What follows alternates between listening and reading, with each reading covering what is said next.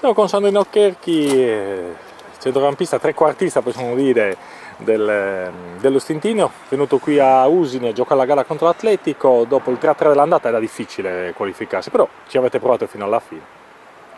Sì, difficile non tanto perché dovevamo vincere e basta, però diciamo che siamo stati bravi noi ma anche bravi loro, perché al primo tempo hanno avuto occasioni loro e grazie a Secchi noi ci ha salvato il risultato, però il portiere c'è anche per parare, noi ce l'abbiamo bravo, quindi ce lo teniamo.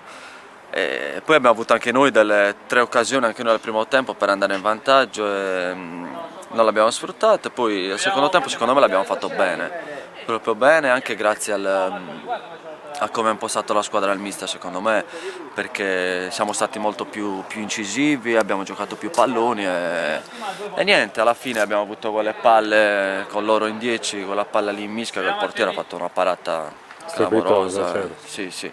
E sulla ribattuta non l'abbiamo messa dentro e niente, usciamo con 2 pareggi e la qualificazione sappiamo che non l'abbiamo persa o buttata oggi, ma l'abbiamo buttata all'andata, perché quando prendi 3 gol in casa è tanto. Certo. È tanto, Ecco, una delle cose che ci è piaciuta di più è il fatto che avete cercato in possesso palla anche di creare superiorità, di portare gli uomini avanti. Questo significa che lo Stintino anche in trasferta gioca con personalità nonostante sia una promossa, no? Guarda, io ci sono più o meno una settimana che faccio allenamenti con loro e ti posso dire che mi sono trovato subito bene proprio per questo, perché c'è la voglia di giocare a calcio, c'è la voglia di giocare a calcio proprio. Il mister vuole questo, è deciso in questo gioco e noi facciamo di tutto per accontentarlo e niente, ci proviamo in tutti i campi, perché alla fine è un campionato d'eccellenza dove le squadre non giocano 2 o 3 in più di noi, ci saranno squadre più forti di noi, squadre meno forti, Certo. ma secondo me se hai voglia e corri più dell'avversario puoi vincere anche con le più forti. Per chiudere una nota di merito, il pubblico, insomma, il pubblico delle grandi occasioni, fa piacere poi giocare anche a partite di Coppa Italia in una cornice di questo tipo, no?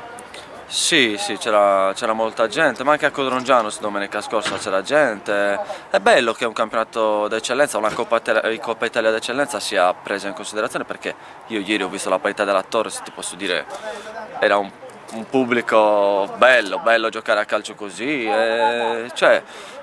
ti fa piacere proprio scendere in campo. Oggi c'era un po' di gente e niente, però non li abbiamo accontentati, non c'erano le porte. Sono mancati il gol, esatto. Sì. Benissimo Sandro, noi ti facciamo ovviamente un grande in bocca al lupo per questa stagione a Stintino e con la speranza che insomma, Stintino anche in eccellenza dimostri di essere una squadra che fa divertire e che ottiene anche buoni risultati. Creppi, grazie.